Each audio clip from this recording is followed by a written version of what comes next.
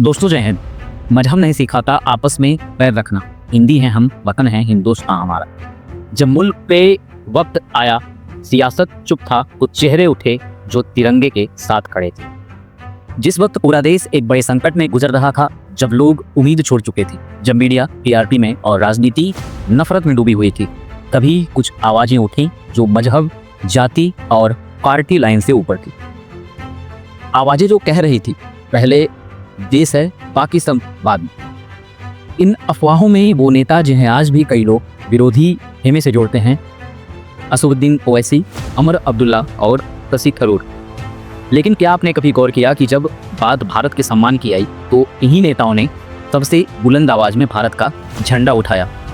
आज हम उस वक्त की बात करेंगे जब देश में जहर घोला जा रहा था, हिंदू बनाम मुस्लिम, देशभक्ति बनाम गद्दारी। लेकिन इन नेताओं ने न सिर्फ नफरत के खिलाफ बोला, बल्कि अपने काम से साबित किया कि देशभक्ति का कोई मजहब नहीं होता। साल 2019 और आज का परिवेश, पुलवामा हमला, 40 जवान शहीद हुए, पूरा देश आक्रोश में था। सोशल मीडिया पर हर कोई पाकिस्तान को सबक सिखाने की बात कर रहा था। देश के हर कोने में मोमबत्तियों की रोशनियों में मातम। लेकिन एक सवाल हर किसी के मन में था, क्या अब भी कुछ लोग उसका विरोध करेंगे? तभी सामने आता है एक बयान जो किसी हिंदू नेता का नहीं था, बल्कि असदुद्दीन ओवैसी का था। ये हमला पूरे हिंदुस्तान पर हुआ है। हमारे जवान सिर्फ हिंदू नहीं थे, मुसलमान भी थे, सिख भी थे, ईसाई भी थे, और हम सब इस हमले का जवाब चाहते हैं। ये वक्त एक होने का है, सियासत करने का नहीं।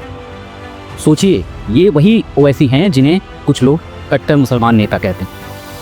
लेकिन जब बात देश पर बनी तो उनका हर शब्द तिरंगे से लिपटा हुआ था। ओवैसी ने सिर्फ बयान ही नहीं दिया, हैदराबाद में सबसे पहले शहीदों की याद में श्रद्धांजलि सभा भी आयोजित। वहाँ उन्होंने कहा कि जो भी भारत की सेना के खिलाफ बोलेगा वो हमारा नहीं और पूरे भारत का वो दुश्मन होगा। उनकी बस एक लाइन ने न सिर्फ उनके आलोचकों की बोलती बंद कर दी, बल्कि उनके समर्थकों को भी समझा दिया कि देश सबसे पहले। मीडिया ने इस खबर को उतना नहीं दिखाया जितना टीआरपी वाले बयानों को दिखाता है, लेकिन जिन लोगों ने देखा वो जान गए कि असली देशभक्ति चिल्लाने से नहीं, खामोशी से निभाई जाती। अब बात करते हैं अमर अब्दुल्ला। धारा 370 हटाए जाने से पहले और बाद में देश का सबसे संवेदनशील राज्य बन चुका था जम्मू और कश्मीर। अब सवाल था कि क्या वहां के नेता भारत के साथ खड़े होंगे? बहुतों ने अपने अपने मत दिए, अपने अपने कयास लगाए। अब उमर अब्दुल्ला विरोध करेंगे, पाकिस्तान का समर्थन करेंगे, लेकिन जो हुआ उसने सबको चौंका दिया। धारा 370 हटने के बाद अमर अब्दुल्ला ने न कोई पाकिस्तान की भाषा बोली, न किसी अलगाववादी एजेंडे का समर्थन किया, बल्कि उन्होंने कहा कि हम भारत के संविधान के तहत लड़ेंगे। हमारा विरोध अहिंसात्मक होगा, लोकतांत्रिक होगा और भारतीय व्यवस्था के भीतर होगा। इस बयान का मतलब था कि हम भारतीय हैं और हमेशा रहेंगे। लड़ाई हो तो ही भारतीय संविधान के अंतर्गत ही होगी। क्या ये किसी गद्दार की भाषा लगती है?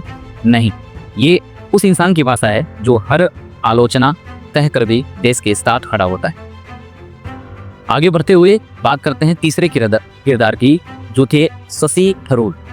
एक ऐसा नेता जिनकी अंग्रेजी जितनी मजबूत है उतना ही मजबूत है उनका भारतीयता पर विश्वास। जब दिल्ली में दंगे हुए, नफरत की आग दिल्ली की गलियों में चल रही थी, लोग मारे जा रहे थे, शशि थरूर संसद में खड़े हुए और बोले कि हमारा भारत ऐसा नहीं है। हम उस सभ्यता के वारिस हैं जो हर धर्म को अपनाने की ताकत रखती है। ये देश महात्मा गांधी का है, गोडसे का नहीं है।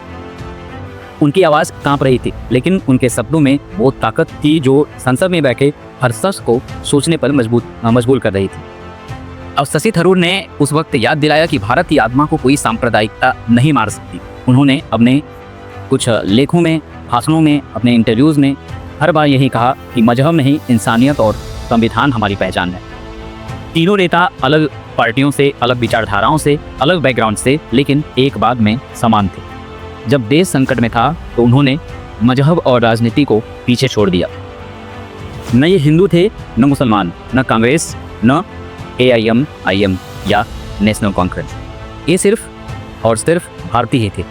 सोचिए, अगर ये नेता भी चुप रहते, डरते या राजनीति करते तो क्या संदेश जाता।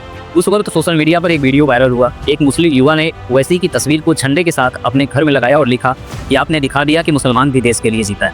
एक कश्मीरी नौजवान ने ट्विटर पर अमर अब्दुल्ला को टैग करके लिखा कि आपकी वजह से हमें लगता है कि हम भारत में सुरक्षित हैं। और एक थरूर का समर्थन भी लिखता है, आज का भारत वो भारत है जो हमें चाहिए।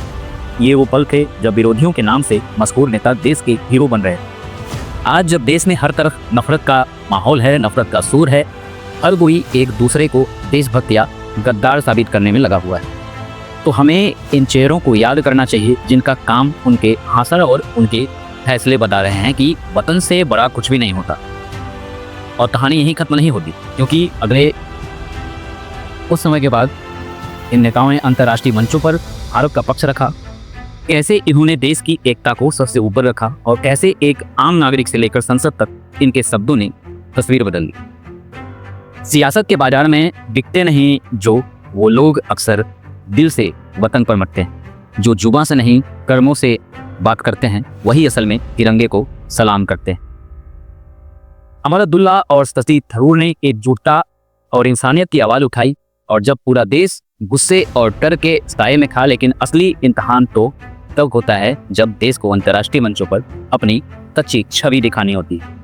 जहां कुछ नेता देश को बदनाम करने की राजनीति करते हैं, वहीं ये तीन चेहरे भारत के संविधान, भारत की संस्कृति और भारत की एकता को दुनिया के सामने मजबूती से रखते हैं, बिना नारेबाजी किए, बिना तिरंगे को मंच पर उड़े इन्होंने तिरंगे को अपने कंधों पर असल में उठाया है। शशि थरूर जो संयुक्त राष्ट्र में भारत का प्रतिनिधित्व कर चुके हैं, उन्होंने कई बार भारत की सॉफ्ट पावर को मजबूत किया।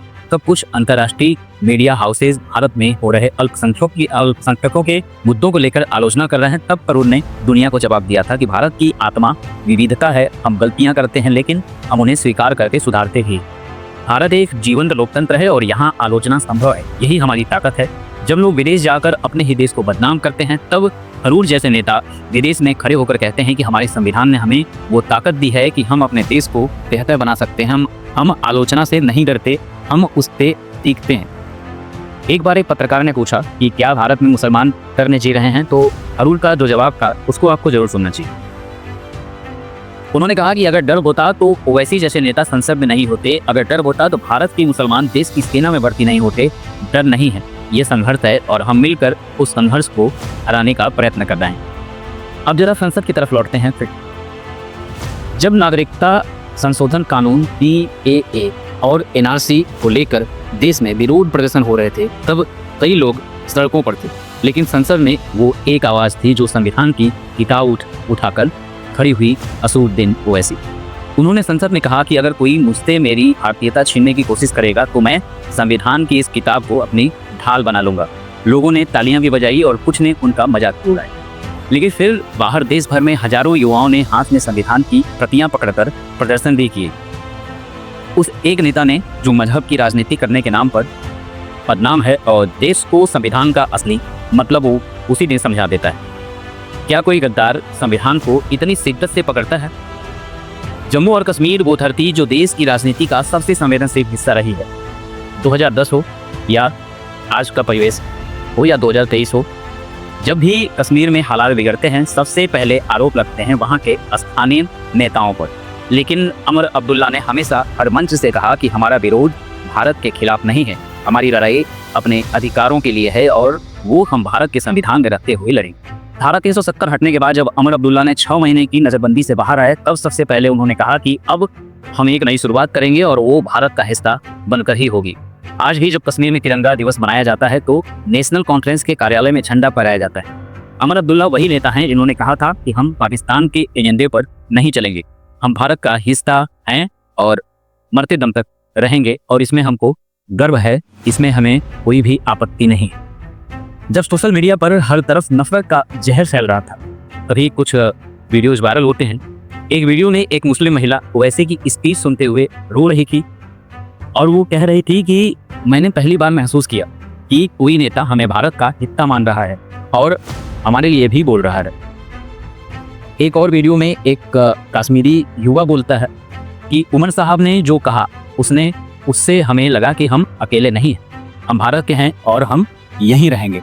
और थरूर की एक स्पीच का वो क्लिप बार बार शेयर किया जाता है जिसमें वो कहते हैं कि भारत एक विचार है और कोई भी मजहब उस विचार से बड़ा नहीं है। ये सिर्फ भाषण नहीं थे, ये वो लम्हे थे जो लोगों के जेहन में उम्मीद की तरह जिंदा रहे। कहते हैं कि सच्चा देशभक्त वही होता है जो कठिन समय में नफरत के खिलाफ खड़ा हो और देश की एकता के लिए अपनी पार्टी लाइन तक तोड़ दे।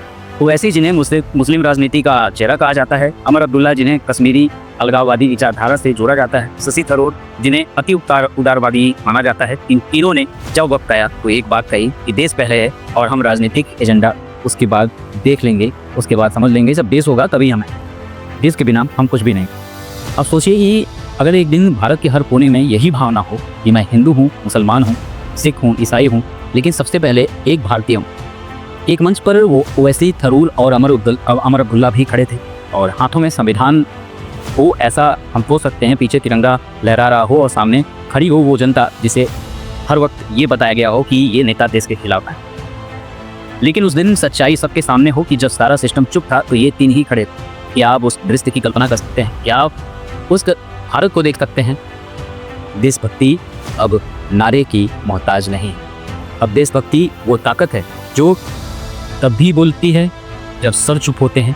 वो ताकत है जो ओवैसी के लफ्जों में है, अमर अब्दुल्ला की कांति में है और थरूर की लेखनी में। आइए हम सब मिलकर ये समझते हैं कि देशभक्ति का चेहरा एक नहीं होता। हर वो शख्स जो भारत की अखंडता, उसके संविधान और उसकी आत्मा के लिए खड़ा होता है, वो सच्चा देशभक्त होता है। मजहब, सियासत, भाषा सब पीछे रह जाते हैं जब तिरंगा आंखों में उतर आता है। ये नेता कुछ और नहीं, बस उसी आंखों के तिरंगे की परछाइयाँ। जय हिंद, वंदे मातरम।